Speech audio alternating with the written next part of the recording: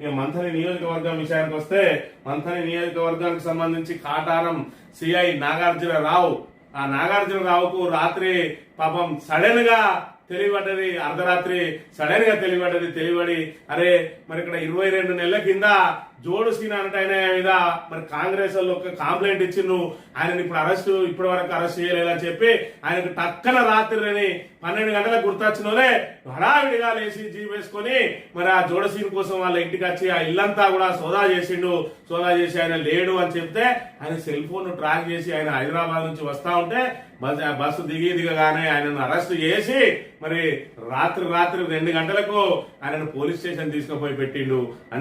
హైదరాబాద్ నుంచి వస్తున్నాం ఇంటికి. ఆల్రెడీ ఇంటికాడ పోలీసులు మా ఇంటికాడ అంతా సోదా చేసారు. జోడు శ్రీనివాస్ ఉన్నాడా అని అందరినీ చెకప్ చేసినా కూడా లేడు అంటే కూడా వచ్చి మమ్మల్ని అందరినీ లేపి వాళ్ళను వాళ్ళెవరు అని ఎంక్వైరీ చేసినాక అక్కడ అయిపోయినాక మేము హైదరాబాద్ నుంచి వస్తున్న దారిలో మమ్మల్ని అటాక్ చేసి బాగా డ్రింక్ మీద ఉన్నాడు ఆయన. సిఐ డ్రింక్ మీద ఉండి మమ్మల్ని ఆయన కారు ఆపి అతని మీద మా ఆయన మీద చేతులు వేయడం, తన్నడం, గుద్దడం నా కళ్ళ ముందే జరిగింది. ఆయన డ్రింక్లో ఉన్నాడు. డ్రింక్ తాగేసి వచ్చి మా ఆయన చాలా కొట్టాడు, మమ్మల్ని బెదిరించాడు. మీరు వెళ్ళండి మీకు ఏంటి ఇక్కడ పని, మీరు వెళ్ళండి అని మమ్మల్ని బెదిరించాడు. మేము ఏంటి సార్ మేము ఇదేంటి అన్యాయం, మీరు ఇట్లా ఎందుకు కొడుతున్నారు మా ఆయన అంటూ కూడా ఆయన వినిపించుకోకుండా ఆయన మీద నేనున్నానని ఇంకింత ఎక్కువ కొట్టడం, ప్లస్ మీ ఇట్లా మాట్లాడినందుకు నేను ఇట్లా కొడుతున్నా అని చెప్పుకుంటూ కొట్టిండు. మరి అంటే జోడు శ్రీనివాస్ అంటే ఎవరయ్యారంటే ఒక ప్రధాన ప్రతిపక్ష పార్టీకి సంబంధించిన బీఆర్ఎస్ మండల పార్టీ అధ్యక్షుడు. ఆయన దొంగ కాదు, లంగ కాదు, మరి ఇక్కడ నక్సలైట్ కాదు. అలాంటి వ్యక్తికి మరి అర్ధరాత్రిళ్ళు ఏదో 22 నెలల కింద పెట్టిన కేసును రాత్రి వచ్చి ఎందుకు పట్టుకుపోవాల్సి వచ్చింది అంటే పాపం ఆ నాగార్జునరావును మరి ఇక్కడ పెద్దసారు తమ్ముడు చిన్నసారు తలంటుదండట. మా అన్న దిష్టి బొమ్మలు దగ్ధం చేస్తాను, నువ్వేం చేస్తానవా అక్కడ ఉండి, మరి నువ్వు మాకు సేవ చేస్తానుకున్నావా, ప్రజలకు సేవ చేస్తానుకున్నావా, నిన్ను తీసుకొచ్చి ఆ పోస్టింగ్ ఎందుకు ఇచ్చినావని చెప్పి రోజు తలంటుదన్నట. కథ రాత్రి టక్కన తెలియబడ్డది. వాళ్ళు ఎట్లనే చేసి జోడిసీని పట్టుకురావాలి, పట్టుకొచ్చి పోలీసులో పెట్టాలి, నిర్బంధించాలి, అవసరం అయితే ఆయన మీద చేయి చేసుకోవాలని చెప్పి మరి సార్ రాత్రి ఏ పొజిషన్ లో ఉన్నాడో గానీ వచ్చి రాత్రి వాళ్ళ ఇల్లంతా సోదాలు చేసి భయభ్రాంతులకు గురి చేసి ఆయనను పట్టుకొని పోయి రాత్రి నుంచి పోలీసులను నిర్బంధించిండు. గంటలకు మా మిత్రుడు బీఆర్ఎస్ పార్టీ అధ్యక్షుడు జోడు శ్రీనివాస్ గారిని అక్రమ అరెస్ట్ చేయడం జరిగింది. నిజంగా మనం ప్రజాస్వామ్యంలో ఉన్నామా లేకుంటే ఎక్కడున్నామని అర్థం కావాలని పరిస్థితి. నిజంగా మీరు ఏం అభివృద్ధి పనులను మీరు ఏం చేయాలో మీకు గుర్తు చేస్తే అరెస్టు చేయించుడు. నిజంగా నేను ఇప్పుడు చెప్తా ఉన్నాడు జోడ్సిన్ గారు, సిఐ గారు కొట్టినని. ఎవరని మీకు అధికారం ఇచ్చింది? ఇప్పుడు ప్రశ్నిస్తా ఉన్నాను, ఎవరు అడిగిన మీకు అధికారం ఇచ్చింది కొట్టమని చెప్పి? అంటే శ్రీధర్ బాబుని ఎదిరిస్తే మమ్మల్ని కొట్టడాలు. పోలీసులకు ఏం అవసరం అండి? 4 రోజులు ఉంటారు, మీరు వెళ్ళిపోతారు, మీకు ఏం అవసరం ఉంది ఇక్కడ? కొట్టాల్సిన అవసరం వచ్చింది. ఆయన ఒక కుటుంబంలో వాళ్ళ భార్య ముందట, వాళ్ళ పిల్లల ముందట సిఐ గారు చెప్తా ఉన్నాం, దీనికి తీవ్ర పరిణామాలు ఎదుర్కోవాల్సి వస్తుంది. మీరు ఏది నిన్న వాళ్ళ ఇంటికి వెళ్ళి మీరు ప్రవర్తించిన ప్రవర్తన కావచ్చు, నిన్న శ్రీనివాస్ గారి మీద మీరు చేసిన కాలుతో కడుపులో దండడం కావచ్చు, స్టేషన్కి వచ్చినాక మీరు కొట్టే విధానం కావచ్చు, మిమ్మల్ని మేము ప్రశ్నించినప్పుడు మీ ముఖంలో ఉన్న కదలికలు కావచ్చు, అన్ని గుర్తుంచుకుంటాం. బీఆర్ఎస్ శ్రేణులందరూ కూడా పోలీస్ స్టేషన్ ముందట ఆందోళన చేపడతా ఉన్నారు. ఇక్కడ మంత్రుల్లో పరిస్థితులు ఈ రకంగా ఉన్నాయి. ఈ రకంగా ఒక మండల పార్టీ అధ్యక్షుడిని ఏ రకంగా రాత్రికి రాత్రి మరి తీసుకోవాల్సిన అవసరం ఏమొచ్చింది? ఆయన అంత పెద్ద నేరం ఏం చేసిండు? మరి 22 నెలల నుంచి కేసు ఎందుకు పెండింగ్ లో పెట్టిండు? నిత్యం ఆయన కాటారంలో ఉంటాడు. మరి ఇలా కంటగింపుగా మారింది ఏంది అని అంటే మరి మొన్నటి రోజున మరి జననేత పుట్టమదన్న గారి దిష్టిబొమ్మ, ప్రతిపక్షంలో ఉన్న నాయకులు దిష్టిబొమ్మ దానం చేస్తే ఆగ్రహించిన బీఆర్ఎస్ శ్రేణులు మంత్రి శ్రీధర్ బాబు దిష్టిబొమ్మను దానం చేసిండ్రు. మరి దానికి ఇవాళ మరి శ్రీధర్ బాబు దిష్టిబొమ్మను కాటార మండల కేంద్రంలో దహనం చేయడం మాకు అవమానం అని చెప్పి ఏదైతే శ్రీనుబాబు నిత్యం ఆ సిఐకి తలంటుతాడో ఆయన రాత్రి వేసి టక్కన తెలియబడి పోయి నన్ను పట్టుకొని పోయి ఇలా పోలీస్ స్టేషన్లో పెట్టిండు. ఈరోజు మంతనిలో భారత రాజ్యాంగం కాకుండా డాక్టర్ బిఆర్ అంబేద్కర్ గారు వారు రచించిన రాజ్యాంగం కాకుండా దుద్దిల్ల శ్రీధర్ గారి రాజ్యాంగం నడుస్తూ ఉన్నది.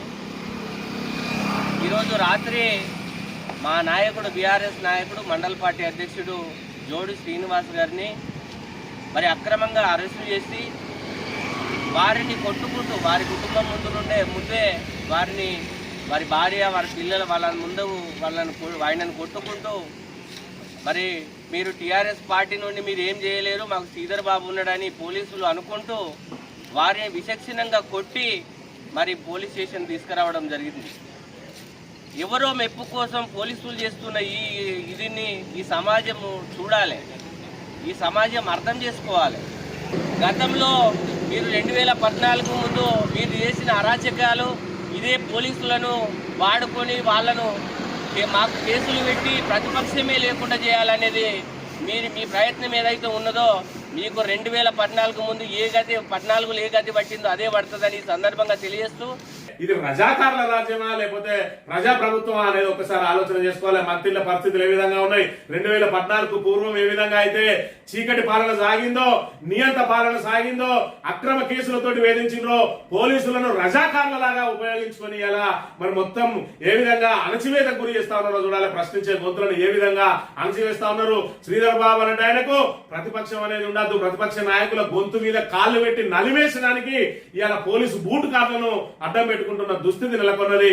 ఇప్పటికే కొంతమంది పోలీసులు మేము ఈ మంత్రిలో పని చేయలేము, ఈ ఒత్తిడి మాకు అద్దు, ఇలాంటి అసాంఘికమైన పనులు మేము చేయలేము, వాళ్ళు ఎవరు ఏం చేయకుండా ప్రజాస్వామ్యయుతంగా మాట్లాడుతుంటే కూడా వాళ్ళ మీద అక్రమ కేసులు పెట్టాలంటే మాకే సిగ్గు పోతుందని చెప్పి కూడా ఎక్కడి వాళ్ళు అక్కడ మేము ఇక్కడ నుంచి వెళ్ళిపోతామని చెప్పి స్వచ్ఛందంగా వెళ్ళిపోవడానికి రిక్వెస్ట్లు పెట్టుకుంటున్న దుస్థితి నెలకొన్నది మంత్రిలా. అంటే మంత్రిలో ఏ విధంగా రాక్షస పాలన సాగుతున్నదో మంత్రి ప్రజలందరూ గమనించాలి, తెలంగాణ ప్రజలందరూ కూడా గమనించాలి. ఇవాళ పేరుకు సౌమినిగా కనబడతాడు కానీ చేసేది మొత్తం ఇలాంటి చీకటి పనులు. అలా తమ్ముడు పూర్తిగా కేవలం ప్రతిపక్షాలను వేధించడానికి పోలీస్ డిపార్ట్మెంట్ లో రోజు వాళ్ళతోటి ఫోన్లు చేసుకుంటా ఈయన లోపలే ఈయన వాట్సాప్ లో పెట్టిండు, ఈయన ఇళ్ళ పెట్టిండు, ఈయన మాట్లాడకుండా చేయాలి. ఇదే ఆయన రోజు చేసేది. ఇవాళ ప్రజలకు ఏం కావాలి, ప్రజలకు మరి ఇక్కడ సోమర్పల్లి పిడిచి ఇవాళ రేపు కూలిపోయే పరిస్థితి ఉన్నది. 20 నెలల నుంచి దాన్ని రిపేర్లు చేస్తూనే ఉన్నాడు శ్రీధర్ బాబు. అవి కుక్కలు పడతనే ఉన్నాయి. మరి దానికి ఆల్టర్నేట్ ఏం చేయాలి, మరి ఇక్కడ ఏదైతే ముంపుకు గురైతా ఉన్నాయి వాటికి ఏం చేయాలి, ఇవాళ సాగు యూరియా దొరుకుతలేదు వాళ్ళకి ఏం చేయాలి, రైతుల సమస్యలు ఏ విధంగా ఉన్నాయి. 6 గ్యారంటీలు నేనే రాసిన, 420 హామీలు నేనే రాసిన, వాటిని అమలు చేయడానికి ఏ దిశగా కృషి చేయాలి, మంత్రిని అభివృద్ధిని ఏ దిశగా తీసుకోవాలి. మరి ఇక్కడ ఏదైతే బీఆర్ఎస్ ప్రభుత్వ హయాంలో వచ్చినాయి ఏదైతే పెద్దపల్లి నుంచి మరి ఇక్కడ మంత్రి వరకు రోడ్డు వెడల్పు కార్యక్రమానికి సంబంధించిన నిధులు 22 నెలల నుంచి ఆ పనులు పూర్తయితే లేవు. చూసిన వాళ్ళందరూ మరి తిట్టుకుంటారు, నా సిగ్గు అవుతుందనే ఆలోచన లేదు. ఎవరైనా మాట్లాడితే వాళ్ళ గొంతు నొక్కాలే. ఇక్కడ మంత్రి ప్రజలకు సౌకర్యాలు అందాల్సిన అవసరం లేదు, వాళ్ళందరూ నా బానిసలుగా ఉండాలని చెప్పి ఈ ఫ్యూడలిస్టు మరి ఇక్కడ చేష్టలతోటి ఇవాళ పోలీసులను రజాకారుల లాగా వాడుతూ ఇవాళ ప్రతిపక్షాలను ఈ విధంగా అణచివేసే ప్రయత్నం చేస్తా ఉన్నారు. మరి ఇక్కడ పోలీసులు ఒక్కసారి గుర్తు పెట్టుకోవాలి, మీరు మీ వ్యక్తిగత ప్రతిష్టను ఎందుకు దిగజార్చుకుంటా ఉన్నారు. ఇవాళ ఈ 1-2 ఏళ్ళలో ఉండే ఈ ప్రభుత్వం కోసం మీ క్యారెక్టర్ ను అసాసినేషన్ చేసుకుంటా ఉన్నారు మీకు మీరు అనే విషయాన్ని మనం ఇక్కడ గమనించాలి. ఆ అర్ధరాత్రి వచ్చి ఈయన పట్టుకపోవాల్సినంత నేరం ఏం చేసిండో ఒక్కసారి ప్రజలందరూ కూడా ఆలోచించాలి, మంత్రి ప్రజలు ఆలోచించాలి. శ్రీధర్ బాబు సౌమ్యుడు అనే మాటను మర్చిపోండి. శ్రీధర్ బాబు సౌమ్యుడు అనేది మరి ముందట ఆ నవ్వు మనం సినిమాలలో చూస్తూ ఉంటాం. విలన్ ఏ విధంగా అయితే ముందట నవ్వుకుంటూ ఉంటాడో, వెనక నుంచి ఏ రకమైన ఆదేశాలు ఇచ్చుకుంటా వాళ్ళ ఎన్నుకున్న వాళ్ళని కానీ పోలీసులతో కానీ రౌడీలతో కానీ ఏ విధంగా అయితే చేయిస్తా ఉంటాడో శ్రీధర్ బాబు పరిస్థితి కూడా అదే విధంగా ఉన్నది. మంత్రిలో ఇలా అనేక మంది మీద కేసులు పెట్టి వేధిస్తా ఉన్న పరిస్థితిని మీరందరూ కూడా ప్రత్యక్షంగా గమనించాలి. గమనించి రాబోయే రోజులలో మరి దీనికి మీరు చైతన్యవంతులై మీరు ఏం చేయాలన్నది మీరే నిర్ణయం తీసుకోవాలని చెప్పి కోరుతా ఉన్నాం. అదే విధంగా పోలీసులను కూడా డిమాండ్ చేస్తా ఉన్నాం. ఇలాంటి మరి ఇక్కడ ఏదైతే రాత్రి అరెస్ట్ చేసిన సిఐ నాగార్జునరావు మీద ఖచ్చితంగా చర్యలు చేపట్టాలి. బేషరతుగా మరి ఇక్కడ శ్రీనివాసును విడిచిపెట్టాల్సిన అవసరం ఉందనే విషయాన్ని మనం ఇక్కడ గమనించాలి.